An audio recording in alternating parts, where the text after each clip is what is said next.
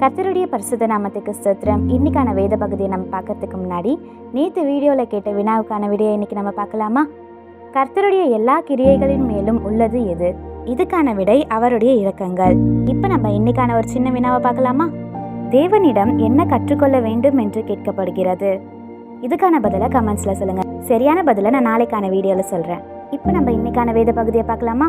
யோபு 34 அதிகாரம் 32 வசனம். நான் காணாத காரியத்தை நீர் எனக்கு போதியும், நான் அநியாயம் பண்ணினேனானாலும் நான் இனி அப்படி செய்வதில்லை என்று தேவனை நோக்கி சொல்லதாகுமே.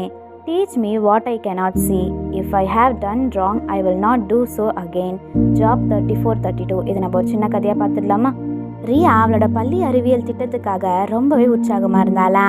அவளுக்கு ஒரு பெரிய யோசனை இருந்ததா, அதுதான் சிறந்ததுன்னு அவன் நம்பினாளா.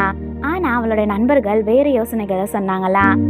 அப்போ ரியா சொன்னாலா, இல்லை என் யோசனை தான் நல்லதுன்னு. அவர்களோட மனம் புண்பட்டாலும் அவங்க எதுவுமே பேசலையா. அதுக்கப்புறம் அவங்க ரியாவை சேர்க்காம முடிவெடுத்தாங்களா. அதை தெரிந்த உடனே ரியா கோபப்பட்டு குழுவிலிருந்து விலகி போனாளா. அன்னைக்கு இரவு அவளுக்கு அமைதியே இல்லையா. அவள் மெதுவாக ஜெபித்தாளா. ஏசப்பா, நான் காணாததை எனக்கு கற்பிங்க, நான் தவறு செய்திருந்தா இனி செய்ய மாட்டேன்னு சொன்னாளா.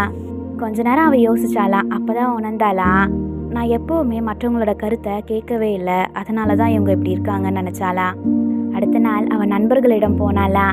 நான் தப்பு செஞ்சதை இப்போ புரிஞ்சுக்கிட்டேன், என்னை மன்னிச்சிருங்கன்னு சொன்னாளா.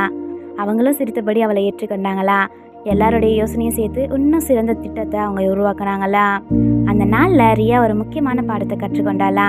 நம்ம சில நேரங்களில் நம்மளுடைய தவறுகளை காணாமல் போகலாம், ஆனால் தாழ்மையுடன் கேட்கும்போது தேவன் தம்மை திருத்தி வளர செய்வார். ஆமென்.